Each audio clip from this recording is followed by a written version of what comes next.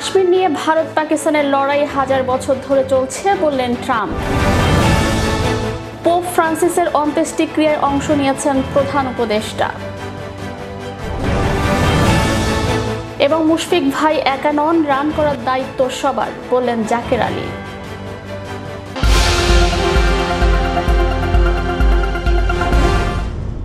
কাশ্মীরের পহেলগামে সশস্ত্র হামলার প্রতিক্রিয়ায় মার্কিন প্রেসিডেন্ট ডোনাল্ড ট্রাম্প বলেছেন, ভারত ও পাকিস্তানের মধ্যে কাশ্মীর নিয়ে হাজার বছর ধরে লড়াই চলছে। রোমে যাওয়ার পথে এয়ারফোর্স ওয়ানে ট্রাম্পকে এক সাংবাদিক ভারত ও পাকিস্তানের মধ্যে উত্তেজনা সম্পর্কে জিজ্ঞাসা করলে ট্রাম্প জানান, তিনি ভারত ও পাকিস্তান উভয়েরই ঘনিষ্ঠজন। হোয়াইট হাউসে প্রকাশিত অডিও ফাইল অনুসারে ট্রাম্প বলেছেন, আমি ভারতের খুব কাছের এবং আমি পাকিস্তানের খুব কাছের। তারা কাশ্মীর নিয়ে হাজার বছর ধরে লড়াই চালিয়ে আসছে, সম্ভবত তার চেয়েও বেশি সময় ধরে। প্রেসিডেন্ট উল্লেখ করেন, তারাই কোনো না কোনোভাবে বিষয়টির সমাধান করবে, আমি নিশ্চিত। পোপ ফ্রান্সিসের শেষকৃত্যে অংশগ্রহণের জন্য ভ্যাটিকানের সেন্ট পিটার্স চত্বরে জড়ো হয়েছেন বিশ্বের 1.5 শতাধিক দেশের প্রতিনিধি, রাষ্ট্র ও সরকার প্রধান, ইউরোপের রাজ পরিবারের সদস্য সহ অসংখ্য গুরুত্বপূর্ণ ব্যক্তি। স্থানীয় সময় শনিবার উপস্থিত বিশিষ্ট ব্যক্তিত্বদের মধ্যে রয়েছেন প্রিন্স উইলিয়াম, মার্কিন প্রেসিডেন্ট ডোনাল্ড ট্রাম্প এবং তার পূর্বসূরি জো বাইডেন, ব্রিটেনের প্রধানমন্ত্রী স্যার কায়ের স্টারমার এবং ফরাসি প্রেসিডেন্ট ইমানুয়েল ম্যাক্রো। ট্রাম্প প্রচুর নিরাপত্তার সঙ্গে রোমে এসেছিলেন। তাকে তার স্ত্রী মেলানিয়া ট্রাম্পের সঙ্গে সেন্ট পিটার্স স্কয়ারে হেঁটে যেতে দেখা গেছে। সেই মুহূর্তের আরেকজন উপস্থিত ব্যক্তি ছিলেন জেলেন্সকি, যিনি ভ্যাটিকানে বিষণ্ণ মুখমণ্ডলে দাঁড়িয়েছিলেন। ভারত নিয়ন্ত্রিত কাশ্মীরের পেহেলগামে পর্যটকদের উপর ভয়াবহ সন্ত্রাসী হামলায় 26 জন নিহত হওয়ার ঘটনায় উত্তপ্ত ভারত পাকিস্তান সম্পর্ক আরও জটিল আকার ধারণ করছে। তবে এই ঘটনা নিরপেক্ষ, স্বচ্ছ ও আন্তর্জাতিক তদন্তে অংশ নিতে প্রস্তুতির কথা জানিয়ে শান্তিপূর্ণ বার্তা দিয়েছেন পাকিস্তানের প্রধানমন্ত্রী শাহবাজ শরীফ। শনিবার কাকুলে পাকিস্তান মিলিটারি একাডেমির একটি প্যারেড অনুষ্ঠানে দেয়া ভাষণে প্রধানমন্ত্রী বলেন, পেহেলগামে সাম্প্রতিক হৃদয় বিদারক ঘটনার দায় চাপানোর খেলা বন্ধ হওয়া উচিত। একটি দায়িত্বশীল রাষ্ট্র হিসেবে পাকিস্তান যে কোনো নিরপেক্ষ ও বিশ্বাসযোগ্য তদন্তে অংশ নিতে আগ্রহী।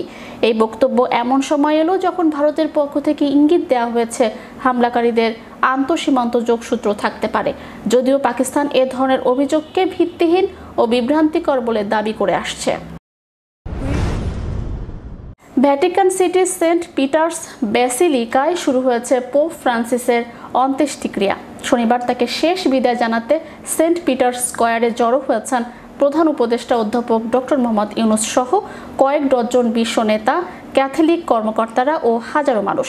যোগ দিয়েছেন মার্কিন প্রেসিডেন্ট ডোনাল্ড ট্রাম্প, সাবেক মার্কিন প্রেসিডেন্ট জো বাইডেন, ইউক্রেনের প্রেসিডেন্ট ভ্লাদিমির জেলেন্সকি, ফ্রান্সের প্রেসিডেন্ট ইমানুয়েল ম্যাক্রো, যুক্তরাজ্যের প্রধানমন্ত্রী কিয়ার স্টারমার এবং বাংলাদেশের অন্তর্বর্তী সরকারের প্রধান উপদেষ্টা ডক্টর মোহাম্মদ ইউনুস সহ বিশ্ব নেতারা। পোপের অন্ত্যেষ্টিক্রিয়ায় 2.5 লাখ মানুষের সমাগম হবে প্রত্যাশা ভ্যাটিকানের। বিদ্যুৎ, জ্বালানি ও খনিজ সম্পদ মন্ত্রণালয়ের উপদেষ্টা মোহাম্মদ ফাউজুল কবির খান বলেছেন, এবার গরমে লোডশেডিং সীমিত পর্যায়ে রাখতে চাই। আমাদের প্রজেকশনে আছে 18,000 মেগাওয়াট। আমরা আশা করছি অনেকটা ম্যানেজ করতে পারবো। লোডশেডিং সহনীয় পর্যায়ে থাকবে। শনিবার দুপুরে বিদ্যুৎ ভবনের বিজয় হলে forum for energy reporters Bangladesh আয়োজিত জ্বালানি সংকট উত্তরণের পথ শীর্ষক সেমিনারে এসব কথা বলেন তিনি বলেন, গ্রাম ও শহরের বিদ্যুৎ সরবরাহে কোনো পার্থক্য থাকবে না। এবার গ্রাম ও শহরের মধ্যে সমন্বয় থাকবে। জ্বালানি আমদানি করতে পারবো, আমাদের বিদ্যুৎ সরবরাহ রাখতে হবে। বিএনপির সিনিয়র যুগ্ম মহাসচিব অ্যাডভোকেট রুহুল কবির রিজভী বলেছেন, ছাত্রদের কাজ ক্যাম্পাসে, মন্ত্রণালয়ে নয়। কিন্তু এখন দেখা যাচ্ছে বিভিন্ন মন্ত্রণালয়ে ছাত্র সংগঠনের কমিটি দেওয়া হচ্ছে। এতে তাদের ভাবমূর্তি নষ্ট হচ্ছে। সমাজের কিছু সুবিধাভোগী শ্রেণী ছাত্রদের বিপথে পরিচালিত করছে, প্রলোভনে ফেলছে। শনিবার জাতীয় প্রেস ক্লাবের জহুর হোসেন চৌধুরী হলে ন্যাশনালিস্ট রিসার্চ ফাউন্ডেশন আয়োজিত ফ্যাসিবাদের মিথ্যা মামলায় 60 লাখ আসামি মুক্তি কতদূর শীর্ষক আলোচনা সভায় প্রধান অতিথির বক্তব্যে তিনি এসব কথা বলেন। রুহুল কবির রিজভী বলেন, আমরা শুনেছি প্রধান উপদেষ্টার সব মামলা প্রত্যাহার হয়ে গেছে। উনিও শেখ হাসিনার ঈর্ষা, বিদ্বেষ এবং আক্রোশের শিকার হয়েছিলেন। মুশফিকুর রহিমের বাজে ফর্ম নিয়ে যখন চারিদিকে সমালোচনার ঝড়, তখন সতীর্থ জাকের আলী দাঁড়ালেন তার ঢাল হয়ে। তিনি মনে করিয়ে দিলেন দলের দায়িত্ব একজনের নয়, সবার। চট্টগ্রামে শনিবারের সংবাদ সম্মেলনে জাকির বলেন, দলে তো মুশফিক ভাই একা খেলছেন না, রান করার দায়িত্ব সবারই। আজ না হলেও কাল সবাইকেই রান করতে হবে। এদিকে অনুশীলনে কঠোর পরিশ্রমের পুরনো চিত্রই আজ আবার দেখা গেল। নির্ধারিত সময়ের অনেক আগেই মাঠে এসে একা ব্যাটিং অনুশীলনে নেমেছিলেন মুশফিক। তবে গত 12 ইনিংসে 50 না পাওয়ার হতাশার ছায়া তাকে ঘিরেই ধরেছে। বয়স 37 ছুলেও অধ্যবসায়ে কোনো ঘাটতি নেই, কিন্তু রান আসছে না বলে আক্ষেপ হয়তো বাড়ছে। শরীর থেকে বিচ্ছিন্ন থাকলেও নিজে থেকে নড়াচড়া করতে সক্ষম হাত। অবাক করার মতো শোনালেও এমনই এক হাত আবিষ্কার করেছে যুক্তরাজ্যের কোম্পানি ওপেন বায়োনিক্স। আধুনিক এই বায়োনিক হাত এখন প্রযুক্তির নতুন বিষয়। এটি ব্যবহার করে সামাজিক যোগাযোগ মাধ্যমে ব্যাপক পরিচিতি পেয়েছেন 19 বছর বয়সী এক ব্রিটিশ তরুণী। এই বায়োনিক হাত যে কোনো বস্তুকে দেখতে পারে এবং তাৎক্ষণিকভাবে সিদ্ধান্ত নিতে পারে যে ওই বস্তুটিকে ধরতে হলে তাকে ঠিক কী করতে হবে, অর্থাৎ কখন ও কতটা তার হাতের আঙ্গুল বাঁকা করতে হবে এবং শেষ পর্যন্ত ওই বস্তুটিকে কিভাবে ধরতে হবে। যে বস্তুটিকে এই বায়োনিক হাত ধরতে যাবে, প্রথমে ওই বস্তুটির আকার এবং আকৃতি পরিমাপ করা হয়, আর সেটা করা হয় তার হাতে বসানো একটি ক্যামেরার মাধ্যমে। তারপরেই সে সিদ্ধান্ত নেয় সেটিকে ধরার ব্যাপারে তাকে কিভাবে অগ্রসর হতে হবে। যুক্তরাজ্যের নিউক্যাসল বিশ্ববিদ্যালয়ের বিজ্ঞানীরা এই প্রযুক্তি উদ্ভাবন করেছেন। কোনো কারণে যাদের হাত কেটে ফেলা হয়েছে, এরকম অল্প কিছু লোকের শরীরে এই বায়োনিক হাত লাগিয়ে সেটির উপর পরীক্ষাও চালানো হয়েছে। এই হাত ব্যবহারকারীদের দেয় আরও বেশি শক্তি, গতি ও নিয়ন্ত্রণের ক্ষমতা। প্রযুক্তিগত দিক বিবেচনায় এই হাতের বিশেষত্ব হচ্ছে এর 360 ডিগ্রি কবজি ঘোরানো ও ওয়্যারলেস সেন্সরের মাধ্যমে নিয়ন্ত্রণ যোগ্যতা। এতে ব্যবহৃত মায়োপড নামক প্রযুক্তি পেশির সংকেত পড়তে সক্ষম। হাতটি তৈরির সময় উদ্ভাবকদের সঙ্গে কাজ করেছেন ইনস্টাগ্রামে ইনফ্লুয়েন্সার হিসেবে পরিচিত টিলি লকি। শিশু বয়সে হাত হারানো এই কিশোরী প্রায় 1 দশক ধরে কোম্পানিটির সঙ্গে যুক্ত থেকে ব্যবহারিক দিকগুলোতে মতামত দিয়েছেন। তিনি বলেন, ইন্টারনেটে যেটা সবচেয়ে বেশি আলোচনা এসেছে সেটা হচ্ছে এই বায়োনিক হাত পুরোপুরি ওয়্যারলেস। বোতাম চেপে হাতটা আলাদা করেও ফেলা যায়, যা দেখতে যেমন অদ্ভুত, ব্যবহারও তেমন অবিশ্বাস্য। মজার বিষয় হলো, এটা শরীর থেকে আলাদা থাকলেও আমি এটি চালাতে পারি। 2014 সালে চালু হওয়ার পর থেকে 1000-এরও বেশি ব্যবহারকারীর কাছে নিজেদের সেবা পৌঁছে দিয়েছে ওপেন বায়োনিক্স। কাস্টম বায়োনিক বাহু সরবরাহ করতে 3D স্ক্যানিং ও 3D প্রিন্টিং ব্যবহার করেছে কোম্পানিটি। Channel 52 news desk.